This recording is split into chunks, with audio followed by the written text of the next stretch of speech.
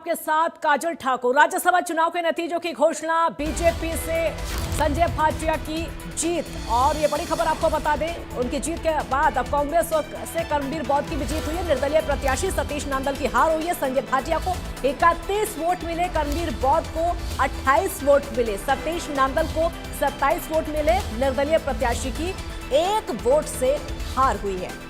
ये बड़ी खबर आपको बता रहे हैं। लगातार इसको लेकर जोड़ तोड़ चल रही थी। राज्यसभा चुनाव को लेकर हरियाणा में सरगर्मी देखी जा रही थी। प्रत्याशियों की जोड़ तोड़ का दौर लगातार, विधायकों की उठापटक, उनकी घेराबंदी, शिफ्टिंग का दौर लगातार देखने को मिल रहा था। प्रशिक्षण चल रहा था, बैठकें चल रही थी, मंथन किया जा रहा था एक के बाद एक। बीजेपी का 2 दिन तक प्रशिक्षण चला और वहीं वो कांग्रेस अपने विधायकों को लेकर चली गई कुफरी। उसके बाद वहीं से सीधे विधानसभा लेकर आया गया वोटिंग करने के लिए। तो लगातार ये जोड़ तोड़ राज्यसभा चुनाव को लेकर चल रही थी। आखिरकार नतीजे सामने आ चुके हैं, वो पिक्चर जो साफ हुई है। हालांकि इस तरह की उम्मीद कम ही जताई जा रही थी। बीजेपी के संजय भाटिया की जीत हुई है। उनकी जो सीट थी वो पहले से सेफ जोन में चल रही थी, उनकी जीत होनी तय है। लेकिन जो कड़ा मुकाबला था वो कर्मवीर बौद्ध और सतीश नांदल के बीच में कड़ा मुकाबला था।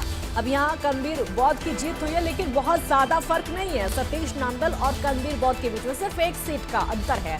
सिर्फ 1 सीट से सतीश नांदल हारे हैं। अगर 1 सीट और उनको मिल जाती तो शायद उन्हीं की जीत होती। तो बहुत बड़ा अंतर यहाँ पर नहीं आया है। दोनों की हार और जीत के बीच में जिस तरह के नतीजे सामने आए हैं, नेक टू नेक फाइट देखने को मिली।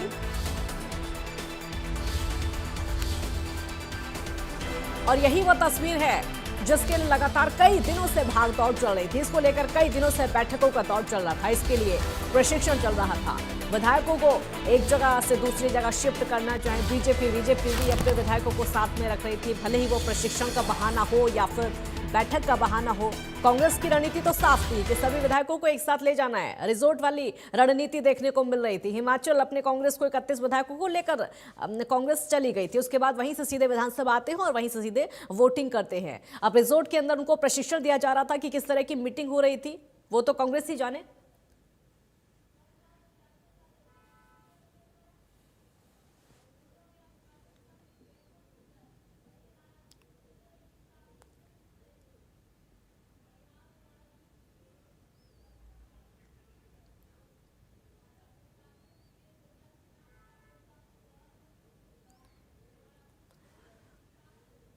तो किसको कितने वोट मिले हैं, चलिए आपको ग्राफिक्स के जरिए एक एक करके समझा देते हैं कौन से प्रत्याशी को कितने वोट मिले हैं।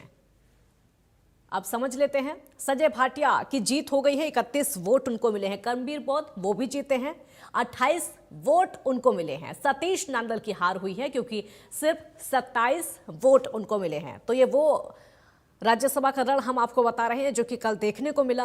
आप देख सकते हैं कर्मवीर बौद्ध और सतीश नांदल, इनके बीच में बहुत ज्यादा गैप नहीं है, सिर्फ 1 वोट का फर्क है। 27 सतीश नांदल को मिले हैं तो 28 कर्मवीर बौद्ध को मिले हैं, जिसकी वजह से सतीश नांदल हार गए हैं। हालांकि 1 वोट यहां पर और मिल जाता तो मुकाबला शायद कुछ रोचक हो सकता था, या फिर 2 वोट आ जाते तो भी रोचक हो सकता था। लेकिन जो फाइट है वो यहीं तक सिमट कर रह गई।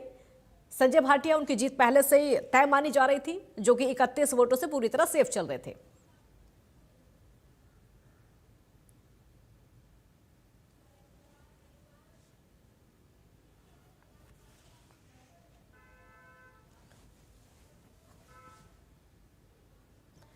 तो संजय भाटिया जिनकी जीत हुई है, बीजेपी से वो हैं, और कर्मवीर बौद्ध जिन्हें कांग्रेस ने अपना प्रत्याशी बनाया था वो भी जीते हैं। सतीश नांदल, इन्होंने निर्दलीय चुनाव लड़ा था, सतीश नांदल ने, इनकी हार हुई है। 27 वोट इनको मिले और ये हार गए हैं।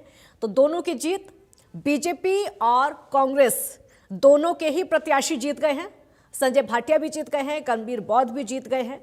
संजय भाटिया को 31 वोट प्राप्त हुए, कर्मवीर बौद्ध को 28 वोट मिले हैं। यानी 1 प्रत्याशी कांग्रेस का जीता है, 1 प्रत्याशी बीजेपी का जीता है। और निर्दलीय जिन्होंने लड़ा राज्यसभा का चुनाव, सतीश नांदल ने, वो हार गए हैं। बहुत ज्यादा गैप नहीं, लेकिन हार उनकी हुई है। और यही वो जीत हार है जिसको लेकर जोड़ तोड़ का दौर लगातार देखने को मिल रहा था। विधायकों की मीटिंग लगातार देखने को मिल रही थी।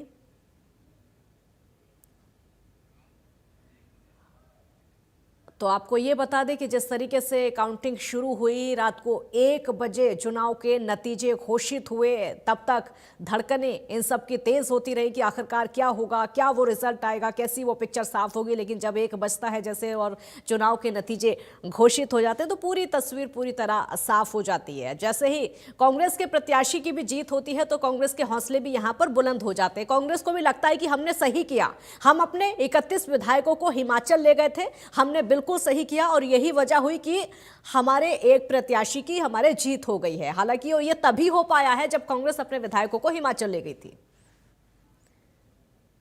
अगर ऐसा नहीं होता तो शायद कोई ना कोई खेल हो सकता था।